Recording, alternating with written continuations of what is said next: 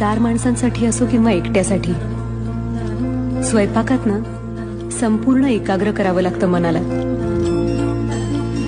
एका माणसाचं जेवण बनवायला तेवढीच मेहनत लागते जितकी 40 माणसांच्या स्वयंपाकाला. हे कधी विसरायचं नाही.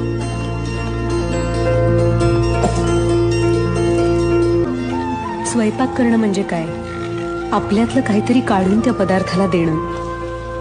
तुम्ही काय द्याल तुमच्या भाजीला, तुमच्या आमटीला? मी ना माझ्या मनातलं सगळं सांगते माझ्या पदार्थांना. ते समजून घेतात आपल्याला आणि मग चव येते त्यांना. चांगल्या पदार्थाची पहिली खूण असते त्याचा वास.